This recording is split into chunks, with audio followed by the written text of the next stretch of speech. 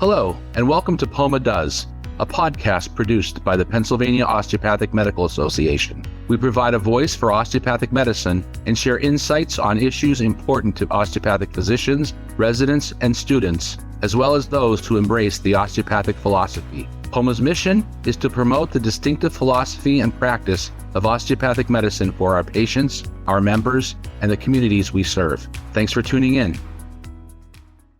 Hello, everyone, and welcome to the latest episode of the POMA Does podcast series sponsored by the Pennsylvania Osteopathic Medical Association. I'm Dr. Anthony DeMarco. I'm the clinical chair of POMA Assembly, and I'm joined by Michael Venditto, DO, who's the Clinical Assembly Education Program Chair, and David Kuo, DO, the Clinical Assembly Convention Vice Chair. This episode is about the highlights of the 2026 POMA Clinical Assembly, covering education programs, available credits, participation options, and overall value. It also emphasizes the benefits of attending in person, including networking, experiences, and amenities. We're still the best bargain for 1A credits in the country, better than any state society and better than any of our national societies. 1A credits comes out to a little over $17 a credit, which is about half as much as our national organizations and much less than any other state. And most of that is because of the two gentlemen who are with me, worked very diligently and hard this year to put, again, another fantastic educational program together. We have different ways of watching this year. You could come in person and have on-demand access, and you can also do virtual live simulcast and on-demand access. This is the first time we're doing both of those options, and we're trying to give our customers, our doctors, our brethren, our colleagues, the best value we can for the money spent. So I'd like to ask Dr. Mike Venditto, can you give us an overview of our educational program? The conference this year is a little bit later than it was in previous years. It starts on May the 13th and goes through Saturday, May the 16th. And for the first time ever, even people that are up in the Poconos at Kalahari, which we welcome everyone, the Saturday afternoon session will all be taped and will be available for everyone. There will be no live broadcast on Saturday afternoon. This gives people a chance, if they want to get an early start, to get home so they can be home by Saturday night before it gets dark. That's all available to you. So the credits will still be there, but there will be no live sessions on Saturday afternoon. The conference starts out with our keynote speaker, and I'm going to turn this over to Dave Kuo for a second, because our keynote speaker will be Josh Getzoff, who's the play-by-play announcer for the Pittsburgh Penguins. And I mentioned Dave Kuo because he's a big Pittsburgh Penguin fan. So Dave, why don't you take over and talk about it? Josh Getzoff has been the play-by-play announcer for the Pittsburgh Penguins for the past couple years, and he does an awesome job. He's really excitable, really gets everybody into the games, and he's a really good announcer. I'm excited to hear him speak. And he has a special relationship with the osteopathic profession because his father, Barry Getzoff, DO, is a rheumatologist who actually will be speaking at our conference this year. So you don't want to miss it. It's going to be exciting to see the father-son tandem, this year at our POMA conference. We also have an opening session with Jonathan Oline, DO. He's actually going to lecture on From the Barracks to the Battlefield, system-level challenges in delivering PTSD care. So Dr. Oline is a veteran, and he's got some amazing stories he wants to share with everybody. So I'm looking forward to that as well. I spoke to Jonathan about his lecture, and I think it's going to be not only interesting, it's going to be very moving. I mean, he was in active battle zones and talked about trying to sleep, and all you hear is gunshots and explosions happening. So you're going to get the information from somebody that was there and in it. So I think it's great. Well, I was just going to make the comment that anybody attending the conference or on simulcast watching who went to PCOM that was probably taught by Barry Getzoff at some point. I can't imagine anybody in the crowd who didn't get a rheumatology lecture from Dr. Getzoff. He's just spanned like 3 generations, almost 4 generations of DOs. I think he's 94. He actually lectured at one of our district meetings and did an outstanding job. So I'm really looking forward to this. Yeah. I have to say that Dr. Getzoff taught me in the 1970s. We're talking over 50 years ago. And I had the privilege of being at PCOM this past year to introduce him. He is still lecturing in the amphitheaters to second-year medical students, to 265 second-year medical students every year. And he gives multiple lectures. God bless Barry Getzoff.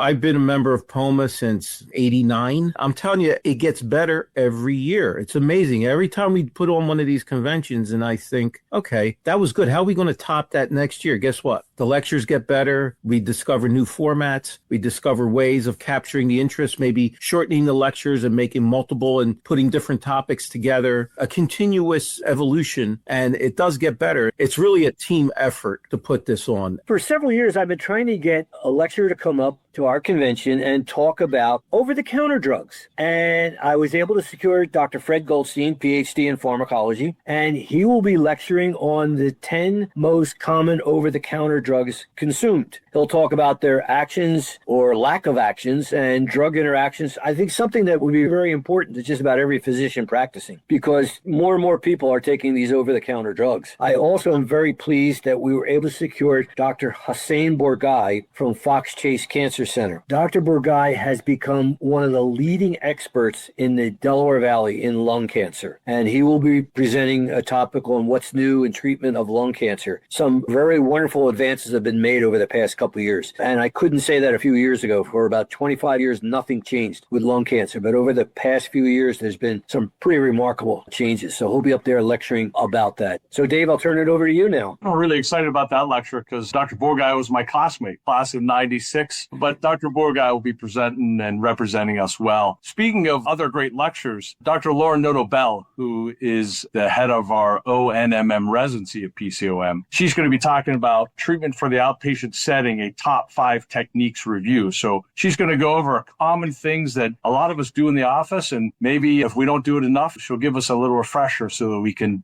do it again and do a little more often. And of course, Tony, all the amenities at Kalahari, right? You know, all the water slides. It's the largest indoor water park in Pennsylvania. I don't know which one's your favorite slide. I'm trying to think of it. There's too many. I think actually I like the swim up bar. There's a swim up bar in like a cave in there. That's probably more my speed, actually. Yeah. The only advice there is don't sit next to a guy for 3 hours at the swim up bar because he's in the water. You got to be careful there.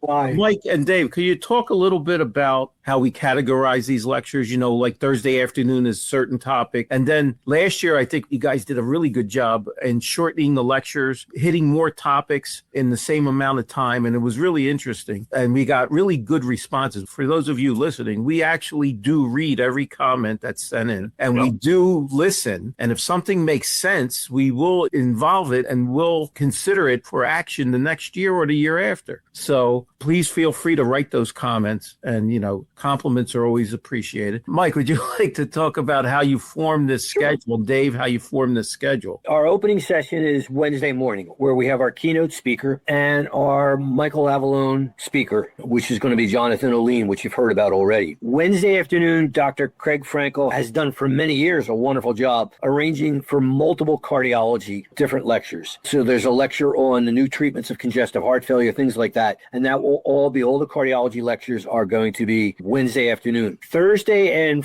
Friday tend to be general medicine things. It could be medicine, it could be surgical interventions, but it's like sort of a pre type of thing. And then Saturday, I'll leave it up to Dave to tell you, the mandatory lectures that you need for your licensure are Saturday morning. And then Saturday afternoon can be other things that we put in there, which could be the DEA. It could be lectures that couldn't make it in person, but we can record it and you can watch it online, basically. So Dave, you want to talk about Saturday morning, the required? We have about 10 credits that are required on Saturday. 2 credits will be on child abuse recognition and reporting. We'll have 2 credits on opioid education and 6 credits of patient safety. So everybody needs those, and there's 10 easy ones to get on Saturday. I'm looking forward to it. That should be some good lectures there. People were checking out of the hotel on Saturdays by 11 or 12 o'clock, and there were still 4 hours of lecture. And a lot of people say, well, I'll just catch them online, and went home. So we invite someone to lecture, and there's 20 people in the crowd, not because he's a bad lecturer, but because people just don't want to sit around 4 more hours without a room to go to. So by making that afternoon virtual, then you can check out at regular time, listen to your lectures in the morning, check out, drive home, and you can catch those last 4 hours at your convenience. I think we'll get a very good positive feedback on that. Besides which, there are some speakers who you have to realize that I really want to lecture, but they can't make it in person. So by recording these things so that they can be shown virtual, Dr. Hossein Bourgai, for example, we were not able to get him in person because his schedule wouldn't allow it, but we arranged to have him record it, and it will be played virtually Saturday afternoon. So we got one of the leading people in the whole area in lung cancer lecturing to us on Saturday afternoon. So that'll be great.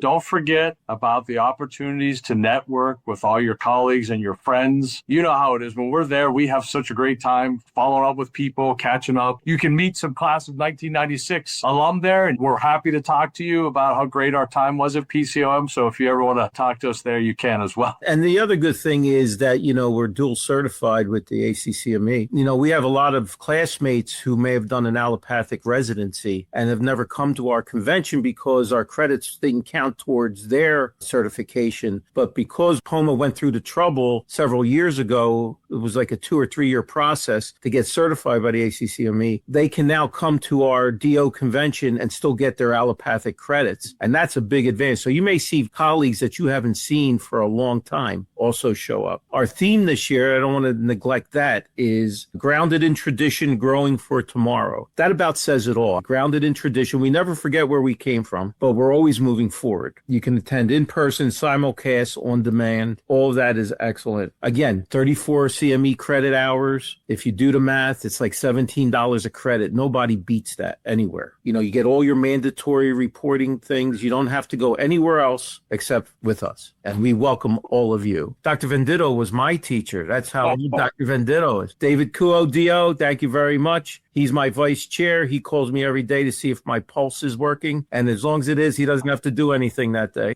Thank you, David. Appreciate it. It's a good time seeing people that sometimes you only see once a year. And I look forward to it. I really do. And if you bring your phone and you have a working camera, you can get to see Dr. Kuo with a martini in his hand going down Lazy River in a raft. Just remember, POMA is here for you for the 2026 license renewal. We offer lots of expert faculty and the credits you need at a price that can't be beat. We look forward to seeing you in person at Kalahari or virtually in May. Thank you, everyone. Goodbye. Thanks, everybody. Bye-bye.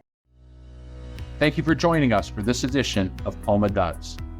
Be sure to subscribe to POMA Does wherever you listen to your podcasts, and tell your friends and colleagues to tune in. Learn more about osteopathic medicine and POMA on our webpage, www.poma.org, and join the conversation on social media. We're on Facebook, Instagram, LinkedIn, Twitter, and YouTube. Or email us at poma@poma.org.